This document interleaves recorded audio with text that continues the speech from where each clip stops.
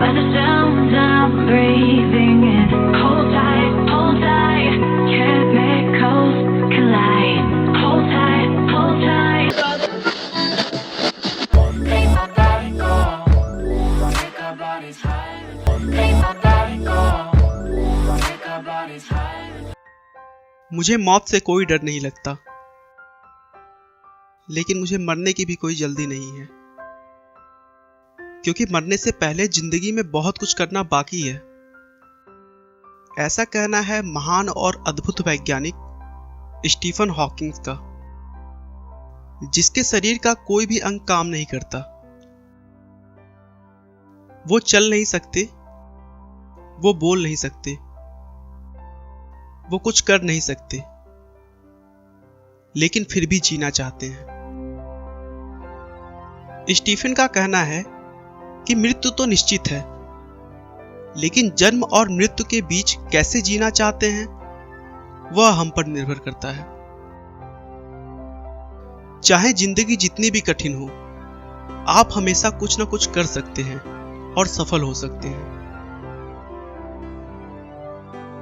Stephen का जन्म 8 जनवरी 1942 में इंग्लैंड के ऑक्सफोर्ड शहर में हुआ था। जब स्टीफन हॉकिंग का जन्म हुआ, उस समय दूसरा विश्व युद्ध चल रहा था। स्टीफन हॉकिंग के माता पिता लंदन के हाईगेट सिटी में रहते थे, जहां पर अक्सर बमबारी हुआ करती थी, जिसकी वजह से वह अपने पुत्र के जन्म के लिए ऑक्सफोर्ड चले आए, जहां पर सुरक्षित रूप से स्टीफन हॉकिंग का जन्म हो सका। बचपन से ही हॉकिंग बहुत ही इंटेलिजेंट थे। उनके पिता डॉक्टर और मां एक हाउसवाइफ थी। स्टीफन की बुद्धि का परिचय इसी बात से लगाया जा सकता है कि बचपन में लोग उन्हें आइंस्टीन कहकर पुकारते थे। उन्हें गणित में बहुत दिलचस्पी थी, यहां तक कि उन्होंने पुराने इलेक्ट्रॉनिक्स उपकरणों से कंप्यूटर बना दिया था। 17 वर्ष की उम्र में उन्होंने ऑक्सफोर्ड यूनिवर्सिटी में प्रवेश ले लिया। ऑक्सफोर्ड में पढ़ाई के दौरान उन्हें अपने दैनिक कार्यों को करने में थोड़ी दिक्कत आने लगी थी। एक बार स्टीफन छुट्टियां मनाने के लिए अपने घर पर आए हुए थे, तभी सीढ़ियों से उतरते समय वो बेहोश हो गए और नीचे गिर गए। शुरू में तो सभी ने कमजोरी मात्र समझकर ज्यादा ध्यान नहीं दिया, लेकिन बार बार इसी तरह के बहुत से अलग अलग प्रॉब्लम्स होने के बाद जांच करवाया तो पता चला कि उन्हें कभी न ठीक होने वाली बीमारी है, जिसका नाम न्यूरॉन मोर्टार डिसीज था। इस बीमारी में मांसपेशियों को नियंत्रित करने वाली सारी नसें धीरे धीरे काम करना बंद कर देती हैं, जिससे शरीर अपंग हो जाता है और पूरे अंग काम करना बंद कर देते हैं। डॉक्टर का कहना था कि स्टीफन अब सिर्फ 2 वर्ष और जी सकते हैं, क्योंकि अगले 2 सालों में उनका पूरा शरीर धीरे धीरे काम करना बंद कर देगा। स्टीफन को भी इस बात से बड़ा सदमा लगा, लेकिन उन्होंने कहा कि मैं ऐसे नहीं मर सकता, मुझे जीवन में बहुत कुछ करना तो अभी बाकी है। स्टीफन ने अपने बीमारी को दरकिनार कर तुरंत अपने वैज्ञानिक जीवन का सफर शुरू किया और अपने आप को पूरी तरह विज्ञान को समर्पित कर दिया। धीरे धीरे उनकी ख्याति पूरी दुनिया में फैलने लगी।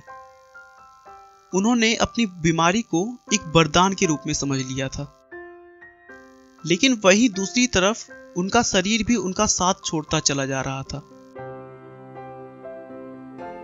धीरे धीरे उनका बायां हिस्सा पूरा काम करना बंद कर दिया। बीमारी बढ़ने पर उन्हें व्हीलचेयर का सहारा लेना पड़ा। उनकी ये चेयर एक कंप्यूटर के साथ बनी है, जो उनके सर, उनकी आंखों और उनके हाथों के कंपन से पता लगा लेती है कि वो क्या बोलना चाह रहे हैं। धीरे धीरे स्टीफन का पूरा शरीर काम करना बंद कर दिया था, लेकिन उस बीमारी में एक प्लस पॉइंट भी था कि इस बीमारी से स्टीफन सिर्फ शारीरिक रूप से अपंग हो रहे थे, ना कि मानसिक रूप से। उसके बाद लोग यूं ही देखते चले गए और हॉकिंस मौत को मात पे मात दे रहे थे। उन्होंने ब्लैक होल का कॉन्सेप्ट और हॉकिंग रेडिएशन का महान विचार दुनिया को दिया। उन्होंने अपने विचारों को और सरल भाषा में समझाने के लिए एक किताब लिखी, a brief history of time, जिसने दुनिया भर के विज्ञान जगत में तहलका मचा दिया। दोस्तों, स्टीफन हॉकिंस एक ऐसा नाम है जिन्होंने शारीरिक रूप से विकलांग होने के बावजूद अपने आत्मविश्वास के बल पर विश्व का सबसे अनूठा वैज्ञानिक बनकर दिखाया है, जो विश्व में न केवल अद्भुत लोगों बल्कि सामान्य लोगों के लिए प्रेरणा बने हैं। आपका बहुमूल्य समय देने के लिए बहुत बहुत धन्यवाद। इस वीडियो को लाइक करके आप हमारा मनोबल बढ़ा सकते हैं। मैं हर रोज एक नई इंस्पिरेशनल और मोटिवेशनल वीडियो के साथ आता हूं। दोस्तों, अगर आप हमारे वीडियो को मिस नहीं करना चाहते तो कृपया चैनल को सब्सक्राइब कर लें। आपको यह कहानी कैसी लगी हमें कमेंट करके जरूर बताएं। धन्यवाद। Feel the waves cut through me, hypnotized by the sounds I'm breathing.